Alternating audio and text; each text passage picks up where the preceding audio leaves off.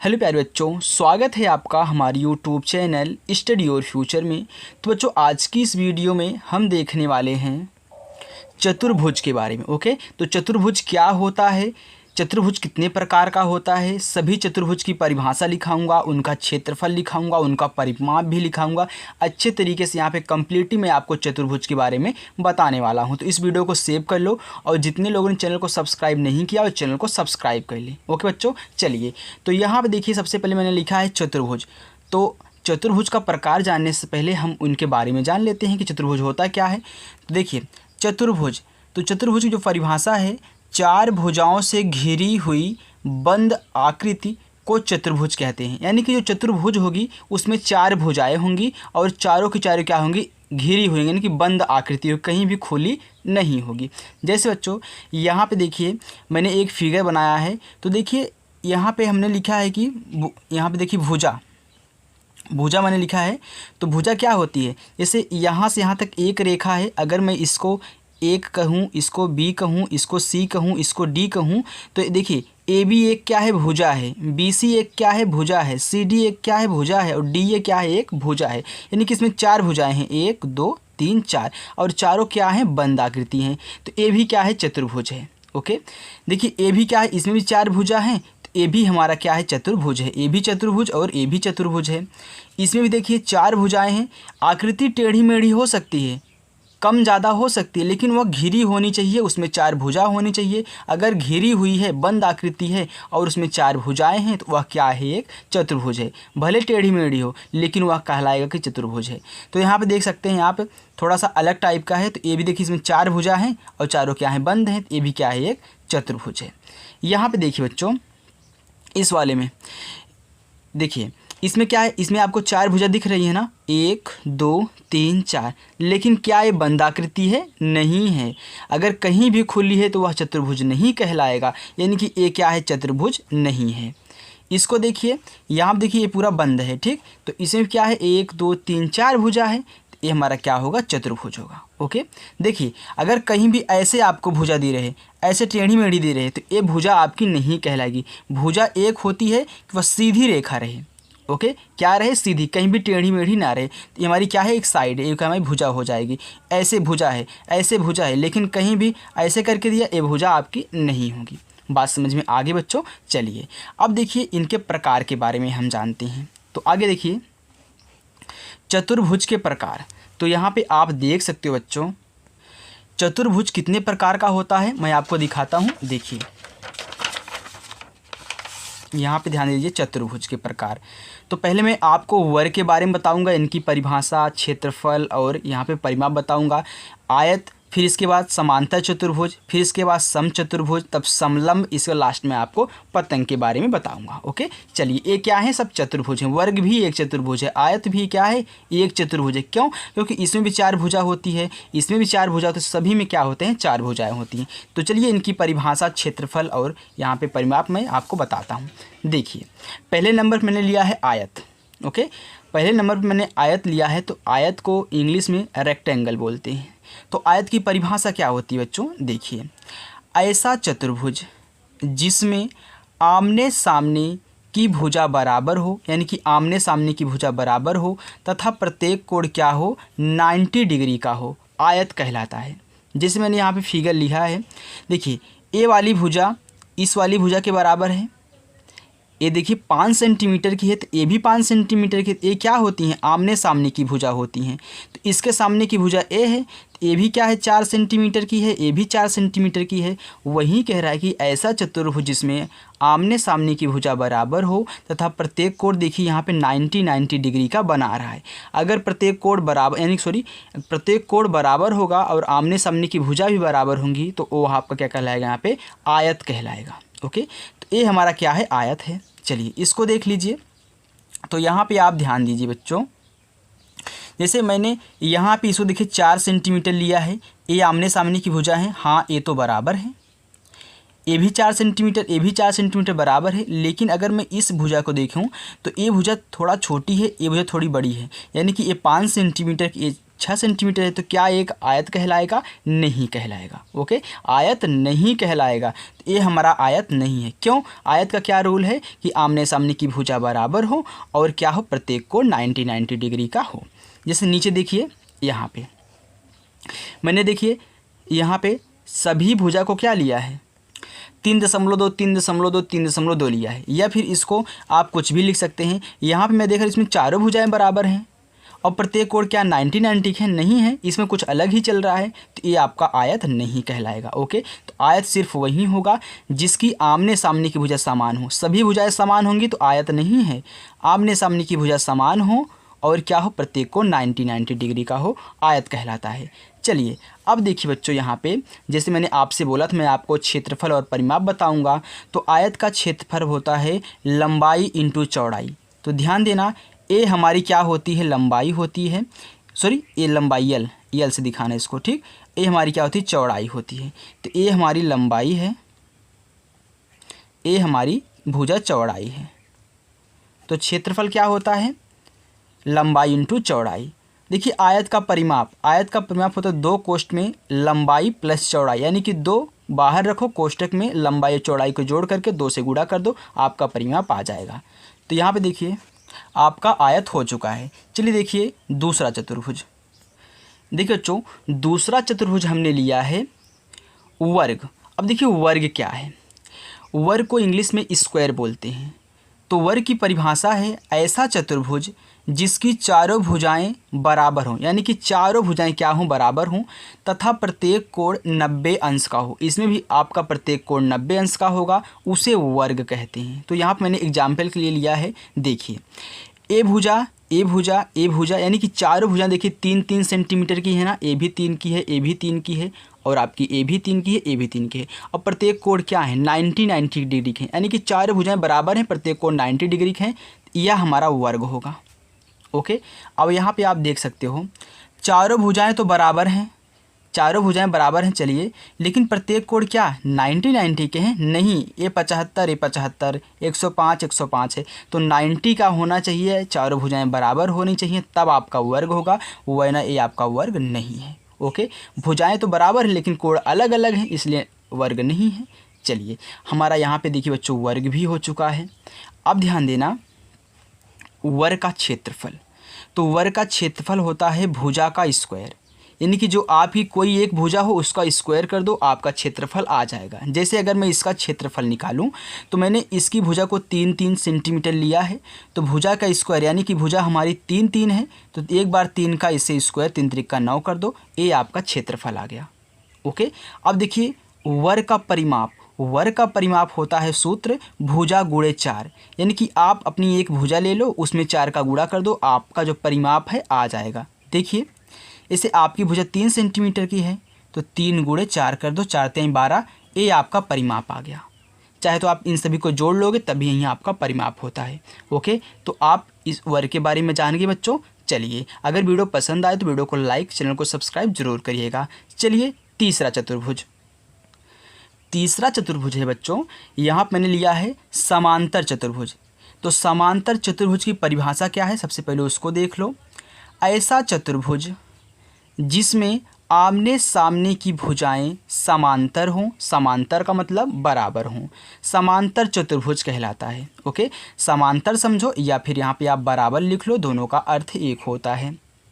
चलिए अब ध्यान देना, मैंने यहाँ पे एक फिगर बनाया है जिसमें क्या है, आमने सामने की भुजाएं क्या हैं, समांतर हैं, यानी कि बराबर हैं, ए भी 4 ए भी 4, क्योंकि इसके सामने की भुजा ए है और इसके सामने की भुजा ए है, तो दोनों क्या हैं, आमने सामने के बराबर हैं। और आमने सामने के बराबर हैं तो ये हमारा क्या हो जाएगा, समांतर चतुर्भुज हो जाएगा। ध्यान देना कि आमने सामने की भुजा अगर बराबर है तो आपका समांतर चतुर्भुज कहलाएगा। और फिर यहाँ पे आप देख सकते हो, यहाँ पे इसको मैंने 5 सेंटीमीटर लिया है, ये 4 सेंटीमीटर का है, ये 2 सेंटीमीटर का है, ये 2 सेंटीमीटर। क्या है आपका समांतर चतुर्भुज बच्चों? नहीं है। क्यों? क्योंकि यहाँ पे ये 4 है, अगर ये भी 4 होता तो ये दोनों तो आपस में बराबर हैं, मान लो इसका चल जा रहा है, लेकिन ये दोनों समान नहीं हैं, यानी कि समांतर नहीं है आमने सामने की भुजाएं, तो ये आपका समांतर चतुर्भुज नहीं होगा। ओके, चलिए अब हम देख लेते हैं समांतर चतुर्भुज का क्षेत्रफल और उसका परिमाप। देखिए बच्चों, समांतर चतुर्भुज का जो क्षेत्रफल होता है वह होता है आधार गुना ऊंचाई होता है। ओके, आधार गुना ऊंचाई होता है। तो या फिर आप एरिया बराबर ब्रेड्थ इनटू हाइट कर दो, ये आपका क्या हो जाएगा, क्षेत्रफल हो जाएगा। चलिए, अगर आपको आधार मालूम है, ऊंचाई मालूम है, तो आप गुणा कर दोगे दोनों का, आपका क्षेत्रफल निकल जाएगा। चलिए, अब देखिए समांतर चतुर्भुज का परिमाप क्या होता है। दो कोष्टक में a प्लस बी, यानी कि आपको अगर लंबाई मालूम, चौड़ाई मालूम, आप यहाँ पे क्या करिए, गुणा कर दीजिए 2 से जोड़ के, आपका समांतर चतुर्भुज का परिमाप आ जाएगा बच्चों। तो इसका आप अच्छे से नोट कर लीजिएगा। चलिए, अब नेक्स्ट मैं लेता हूँ यहाँ पे चौथा चतुर्भुज। चौथा चतुर्भुज है बच्चों समचतुर्भुज। अभी तक मैंने समांतर चतुर्भुज पढ़ा, अब समचतुर्भुज। समचतुर्भुज को इंग्लिश में रोम्बस बोलते हैं। इसकी परिभाषा क्या है देख लो। ऐसा चतुर्भुज जिसकी चारों भुजाएं बराबर हों, जैसे वर्ग की चारों भुजाएं बराबर होती हैं वैसे समचतुर्भुज की चारों भुजाएं बराबर होती हैं, समचतुर्भुज कहलाता है। ओके, चलिए यहाँ पे देखिए बराबर तो होंगे लेकिन कोण डिसाइड नहीं होगा, यानी कि कोण 90 का नहीं होगा, लेकिन भुजाएं क्या होती हैं यहाँ पे बराबर होती हैं। देखना, जैसे मैंने सभी भुजा को देखिए 4-4 सेंटीमीटर लिया है, तो ये क्या है, आपका समचतुर्भुज है। ओके, लेकिन अगर कहोगे कोण 90 का नहीं, कोण 90 का नहीं, क्यों, क्योंकि अगर 90 तो लंबवत होता, इसमें कोण डिसाइड नहीं होगा।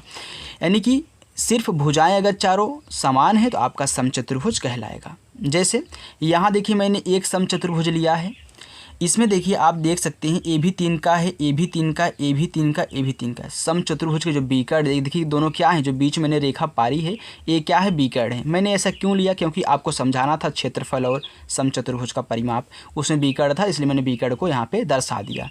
तो देखिए जो बीकर्ड होते हैं एक दूसरे को 90 डिग्री पर डिवाइड करते हैं। जैसे देखिए यहाँ पे 90 का, यहाँ पे 90 का, यहाँ पे 90 का और यहाँ पे 90 का। ओके, एक दूसरे को समकोण पर क्या करते हैं, काटते हैं। तो ये दोनों आपके क्या हैं, बीकर्ड हैं। तो भुजाएं बराबर हों और बीकर्ड एक दूसरे को 90 डिग्री पर काटते हैं। तो यहाँ पे देखना बच्चों, समचतुर्भुज का क्षेत्रफल, जो समचतुर्भुज का क्षेत्रफल होता है 1/2 गुना दोनों बीकर्डों का गुणनफल। यानी कि अगर आपको 2 बीकर्ड मालूम है और क्या करोगे, दोनों बीकर्डों का गुणा करा के 2 से यहाँ पे भाग कर दोगे, यानी कि 1/2 से गुणा कर दोगे तो आपका क्षेत्रफल निकल के आ जाएगा। ओके, बहुत आसानी से तो क्षेत्रफल निकालना जान जाओगे। चलिए अब मैं दिखाता हूँ आपको समचतुर्भुज का परिमाप।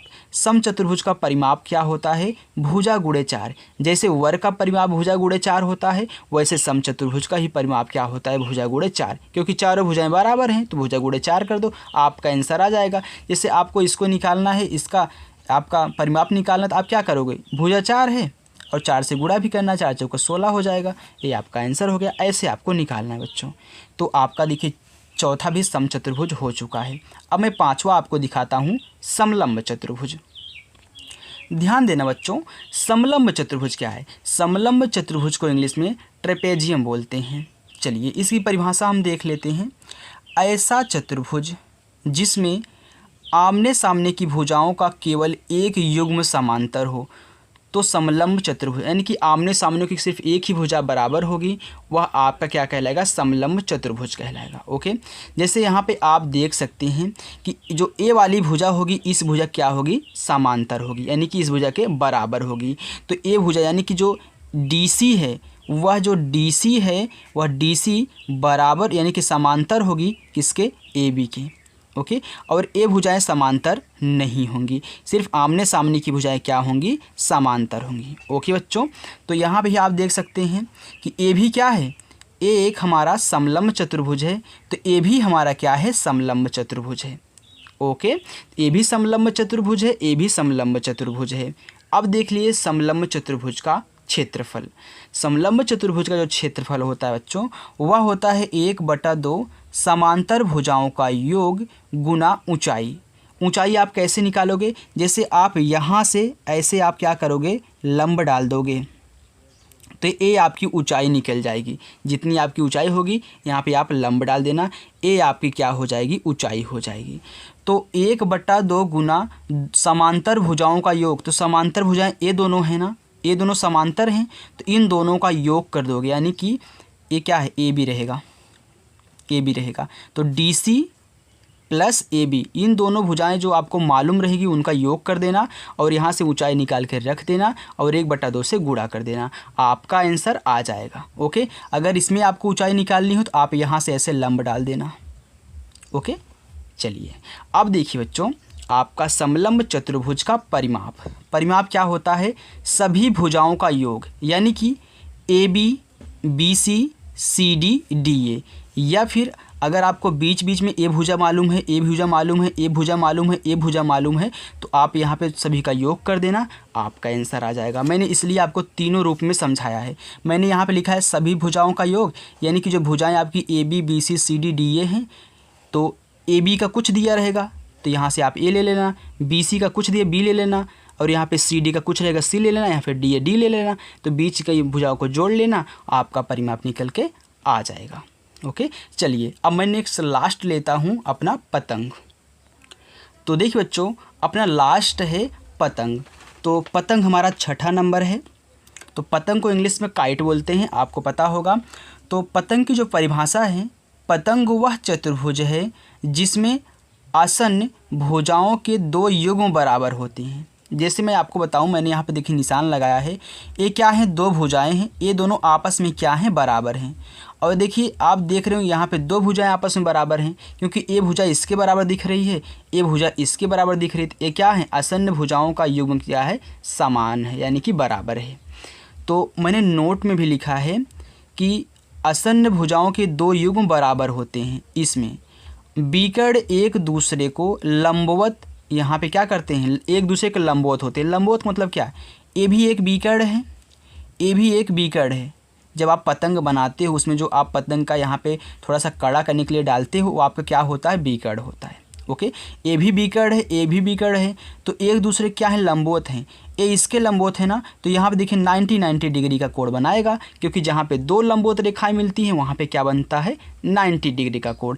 जैसे मैं अगर इसको लूँ तो देखिए यहाँ पे 90 का बन रहा है ना, क्योंकि ये एक त्रिभुज है। आपको दिखा यहाँ पे एक क्या है? समकोण त्रिभुज आपको दिख रहा है। ये भी समकोण, ये भी समकोण, ये भी समकोण, क्योंकि 90 पे काट रहे हैं। चलिए आगे देख लीजिए, पतंग का क्षेत्रफल क्या होता है? तो पतंग का क्षेत्रफल होता है 1/2 बीकड़ों का गुणनफल। यानी कि ये जो आपके बीकड़ हैं, ये जो आपका पहला बीकड़ दूसरा बीकड़ दिया गया है, ये क्या है? बीकड़ों का गुणनफल करा दोगे, यानी कि उनका गुणा करा के 2 से भाग कर दोगे, आपका क्षेत्रफल निकल के आ जाएगा। चलिए नेक्स्ट देखिए, परिमाप, यानी कि पतंग का परिमाप।